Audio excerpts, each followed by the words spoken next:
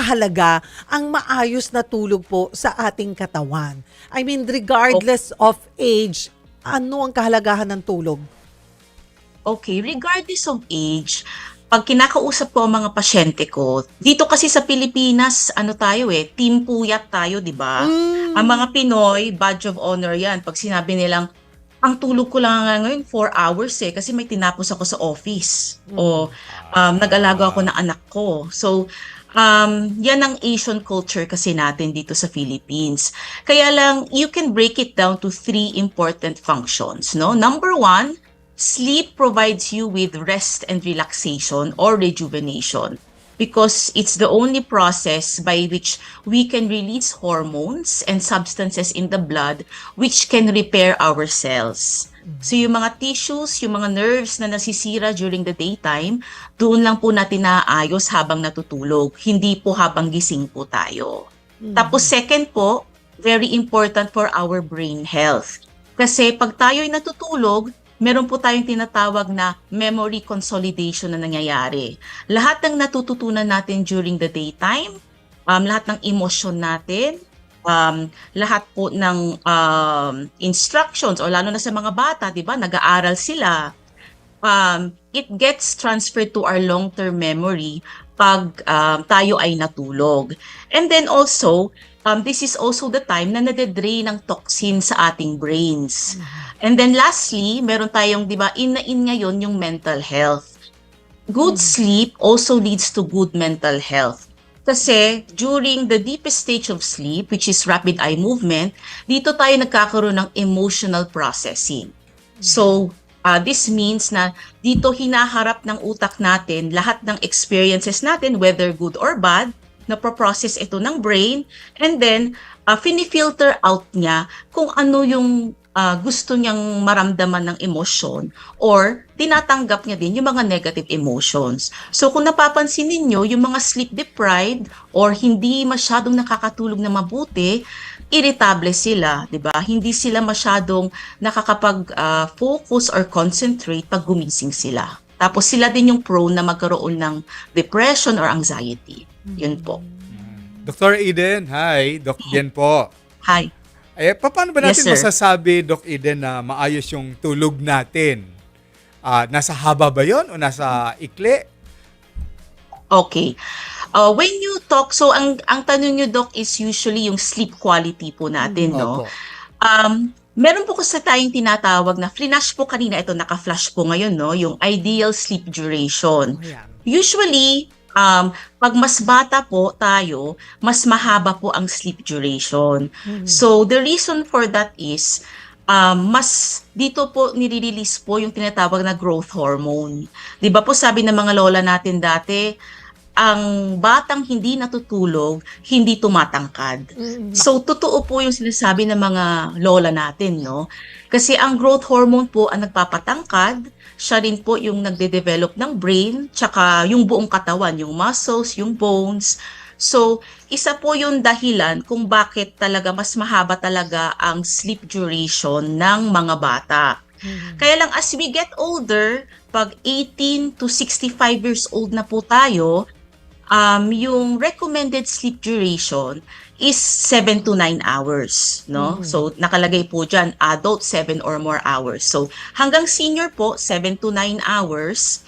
Kaya lang, what's important din is also the sleep quality. Mm-mm. So, hindi lang po yon haba, pati po yung quality. Kasi kahit na mahaba po ang tulog po ninyo, kung putol-putol naman po yan, halimbawa po kung meron po kayong tinatawag po na sleep apnea, di ba po, yung humihilik, tapos tumitigil po ang hinga. Nagigising po mga yan kasi masyadong bumababa po ang oxygen sa katawan po nila. O di kaya yung may insomnia, no? Hindi makatulog kasi marami pong stress. O kaya masyadong maraming magkape during the daytime, no? Yung may mga practices po siya na ginagawa na hindi nagli-lead sa magandang sleep. Pwede rin po yun makaapekto po sa sleep. So pag sinabing magandang tulog, it's the right duration and also it has to be of good quality. Ayan, good quality. Parang Yes. napansin ko po ngayon, parang may sleep disorder or mas napapag-usapan lamang ito? Puntahan natin, Doc Eden, Yes. ano ba yung mga dahilan? Bakit nagkakaroon ng sleep disorders ang isang tao? Paano to nagsisimula? Obviously, lifestyle. Pero, paano? Mm. Okay. Gusto ko lang sabihin na ang number one cause, usually, the number one cause kung bakit nagkakaroon tayo ng problema sa pagtulog is nagkakaroon po tayo ng may mga iba tayong sleep disorders na tinatawag. So, meron tayong tinatawag na sleep apnea, insomnia, narcolepsy. Kailan bago natin yung pag-usapan, kailangan natin pag-usapan ang sleep hygiene. Okay? Hindi ko po alam kung alam po ninyo yung term na sleep hygiene. Cheryl, narinig mo na ba yun? Ngayon lang No? ko narinig ang sleep hygiene. Hindi mo narinig Yeah, yan? that's why I'm so Hindi. happy na in-invite nyo ako, no? Sinasabi Okay. ng lola Di- ko, Doktora Eden, bago matulog, maligo ka. Yun ang hygiene. O kaya it's a wag new magdasa term. ng buhok bago maligo, di ba? Oo, pero ano ba ang sleep hygiene? Bagong Okay. honestly, sabi ko nga, sa mahigit isang dekada ko ng pag-host ng health show, parang ngayon ko lang narinig yung Sleep term na hygiene. sleep hygiene. Ano po ba yan, Doc Eden? Okay, so just like, alam niyo po nung COVID, hand hygiene, di ba? Oh, sige. Alcohol, hindi, Okay. soap and water, tapos alcohol, tapos kung ano, di ba may proseso yon, no? Para malinis ang kamay, para hindi ka mag-transmit ng infection.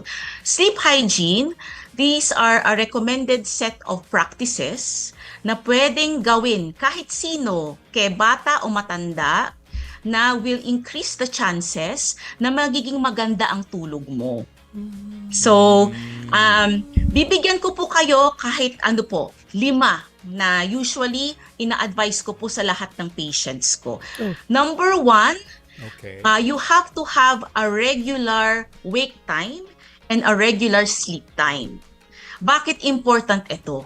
Kasi 'di ba usually ang ugali natin, anong Monday to Friday, maaga tayo gumigising, tayo mga Pinoy, 'di ba? Yes. 4 a.m., 5 a.m., depende kung saan tayo papasok, lalo na sa mga bata. Kaya lang, pag weekend, anong ginagawa natin? Ay, Yes. Diba? wala, nakalimutan mo na ang tulog. Puyatan pa more.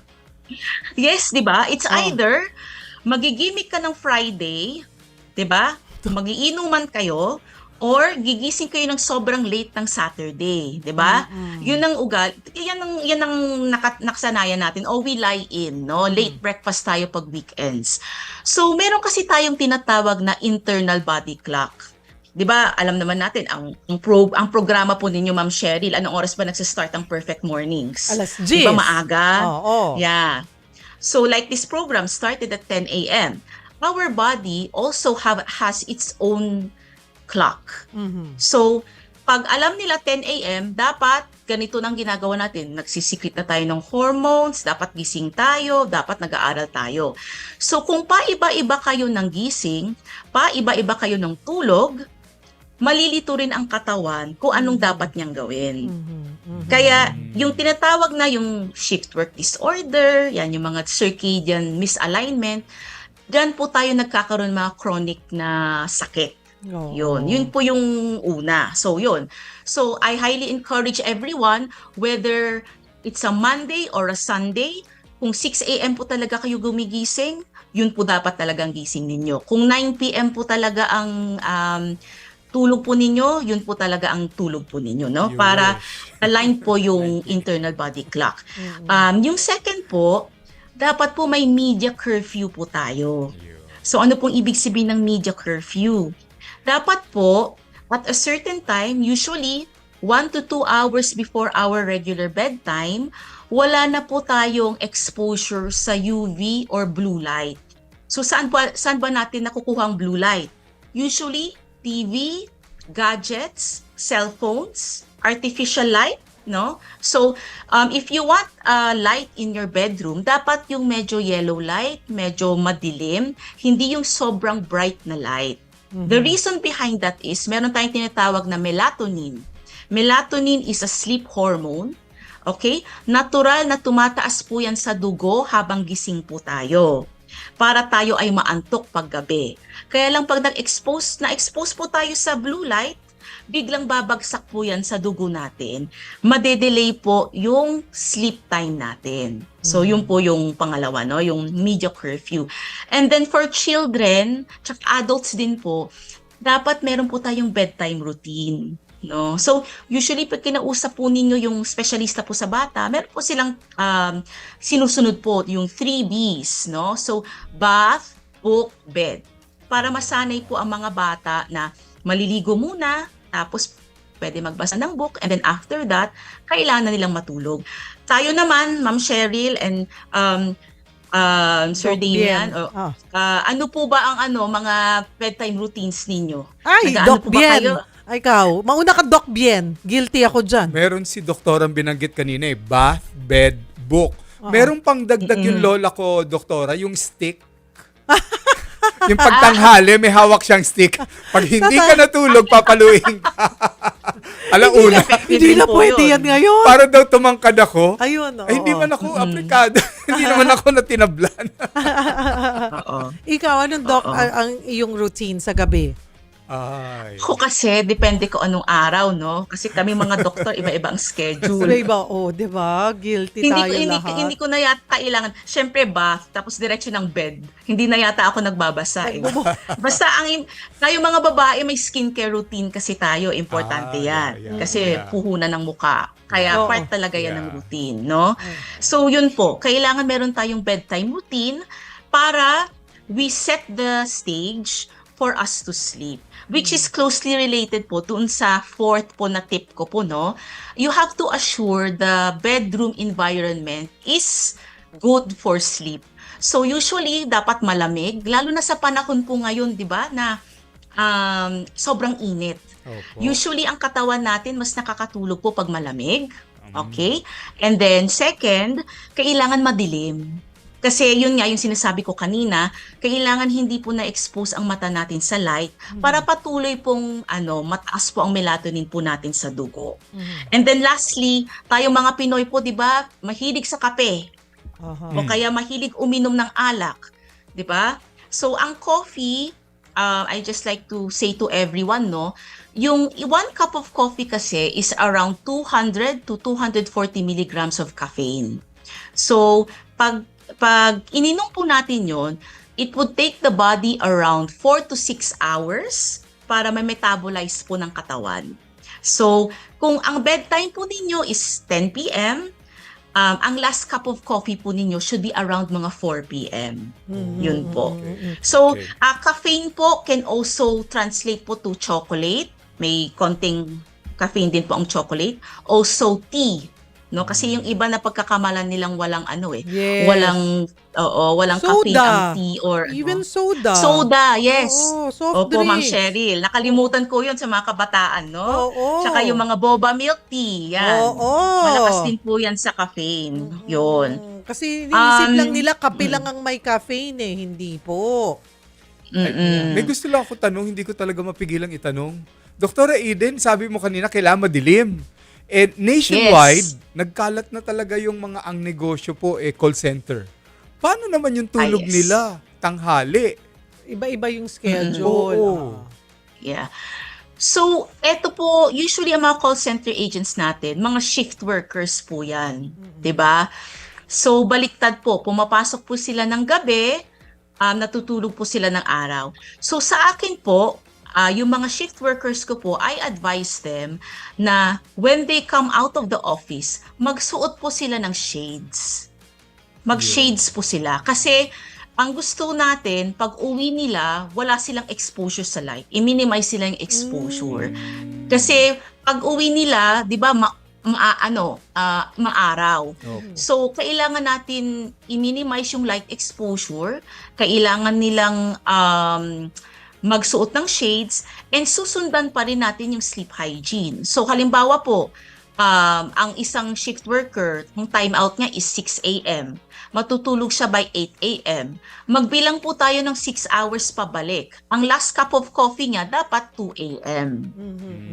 Yun. Applicable pa rin. No? Okay. Yes. Mag-adjust. Even with alcohol, ganun din, no? It's still the same. 4 to 6 hours before na matulog ka, dapat wala ng alcohol. Kasi nakaka-disrupt din yun ng sleep. Yun. So ito yung mga napag-usapan natin na tip ni Doc Eden, para maging regular, hindi lamang yung haba, pero dekalidad yung ating tulog. Pero marami tayong mga kababayan din, sabi ko nga, pag-usapan natin yung iba't ibang sleep disorders din. Yes. Kasi Yes. kagaya niyan, ano ba yung mga common sleep disorders, Doc Eden? Yan yung sleep apnea, insomnia, narcolepsy. Pwede po bang explain nyo isa-isa po? Sige, okay. Okay, ang medyo nag-rise na yung awareness natin ngayon sa sleep apnea. Okay? Ang number one risk factor natin for sleep apnea, it's yung excess weight. Okay? So may yung medyo nag-gain ng weight, medyo chubby. Ano po ba ang usual na sintomas ng isang tao na may sleep apnea? Usually, kaya lang not all po kaya lang common, usually humihilik po sila. Okay? So, malakas po yung paghilik. Ang dahilan po nun is, pag natutulog po kasi sila, nagre-relax po kasi yung upper airway muscles. Yung dila po nila, humaharang po siya sa daanan ng hangin. So, nahihirapan po ang oxygen o yung hangin pumasok at lumabas. Kaya yung dila po nila, lumilipad. So, yun po yung tunog na snore, no? Yung, di ba po?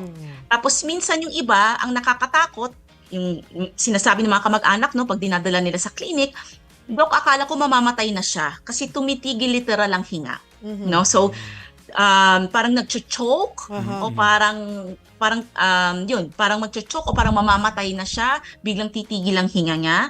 Tapos, eto po, yung mga tao na kahit na mahaba ang tulog nila, nakuha nila yung 9 hours.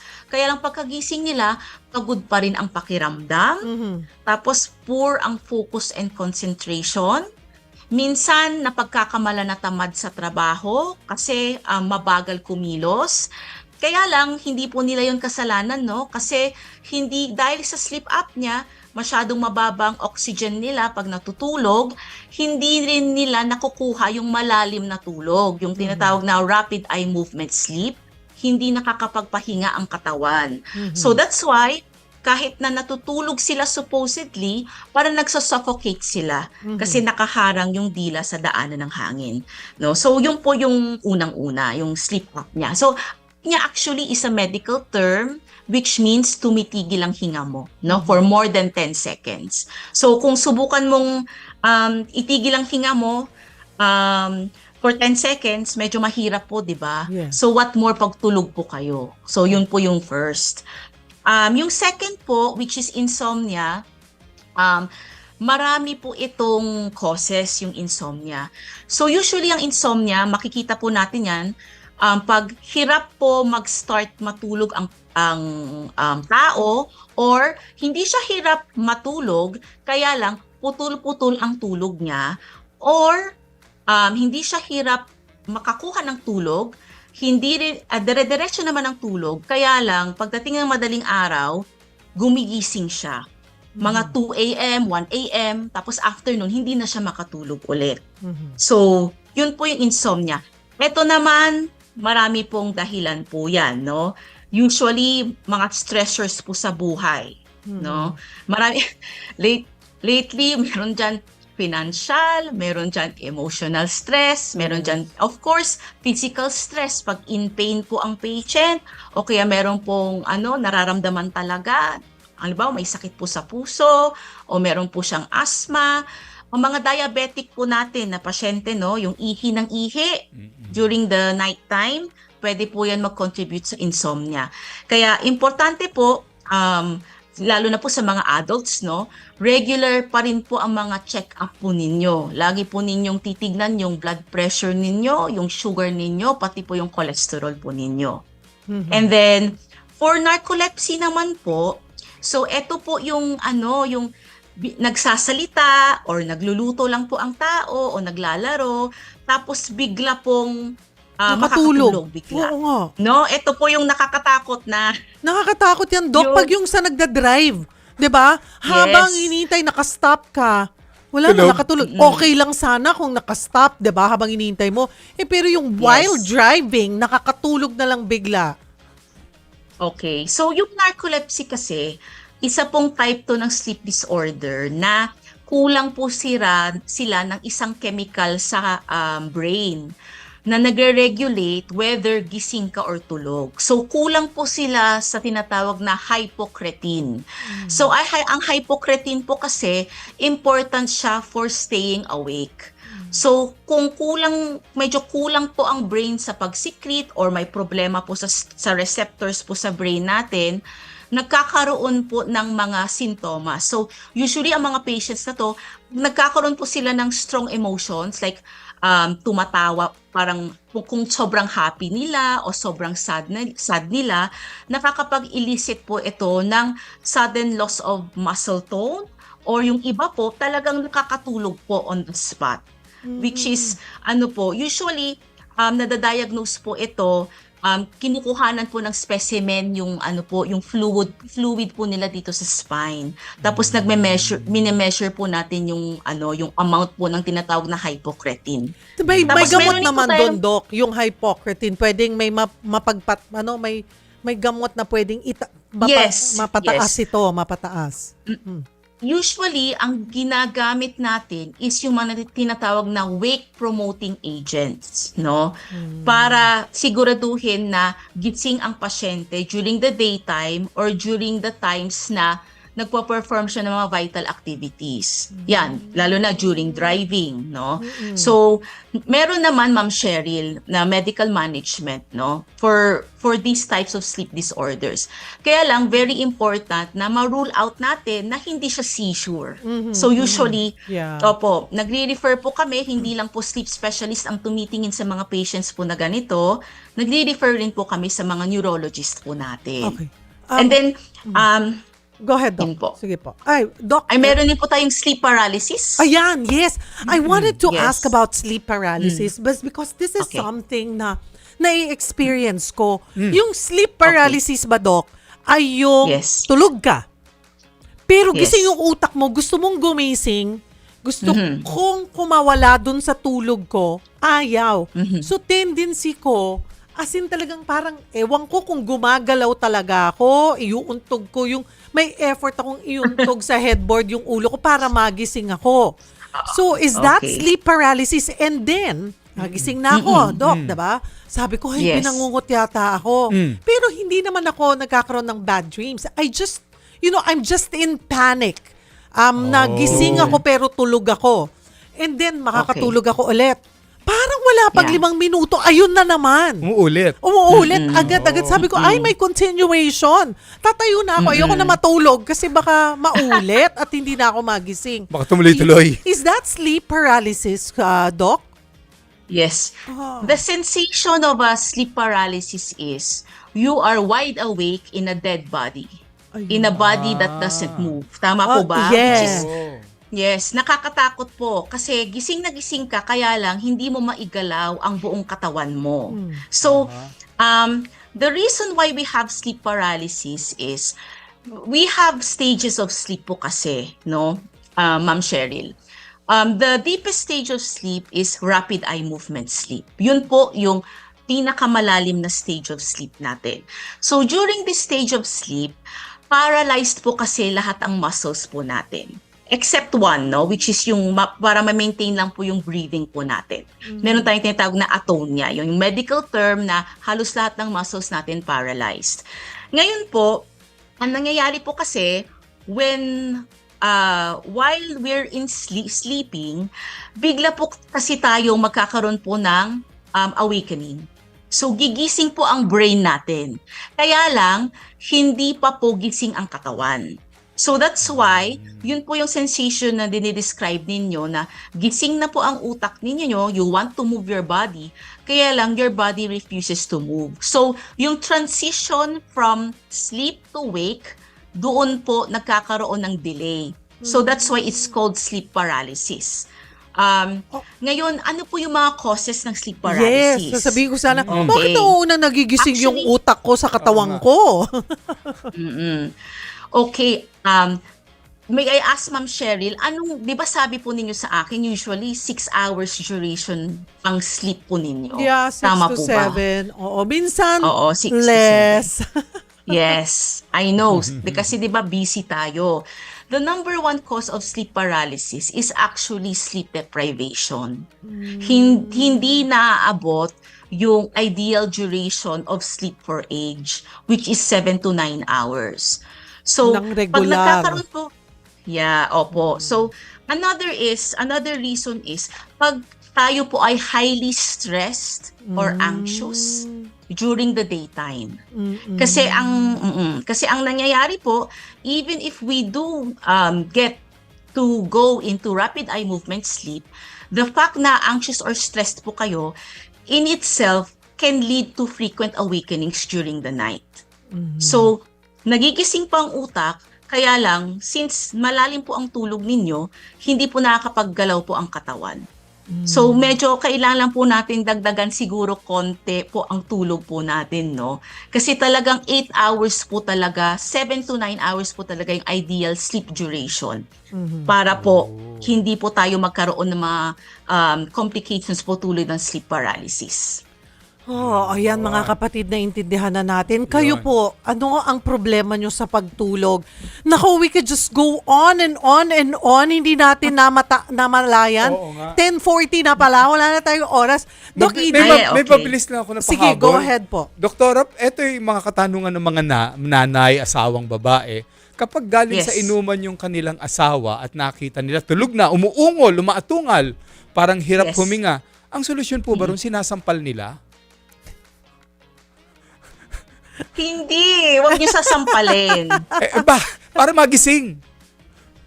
Okay. Pag talagang pag humihilik talaga ng malakas, subukan nyo muna silang itagilid.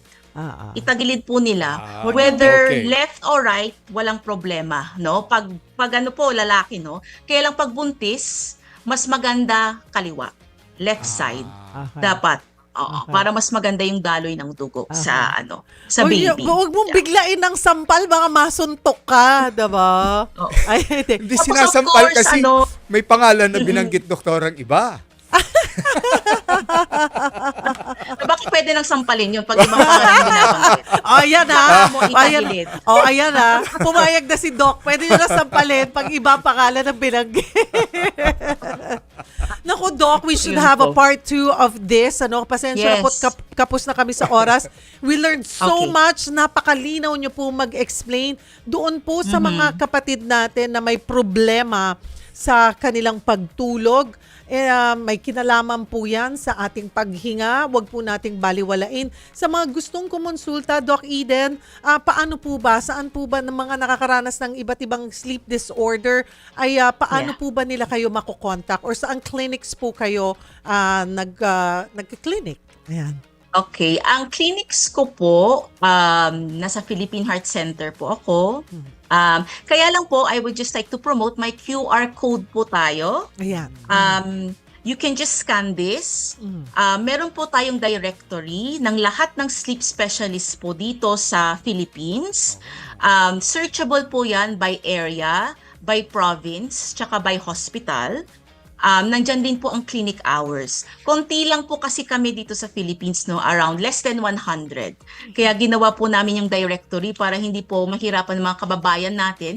Just in case sa inyo is may insomnia or may sleep apnea o yung iba po natin na pag-usapan this morning or gusto nyo lang po magtanong kasi may kakilala po kayong kamag-anak na medyo nag-worry po kayo, mag-reach out lang po kayo sa mga clinics. Ayan. Yun po. Thank you so much Okay. for joining us, Doc Eden.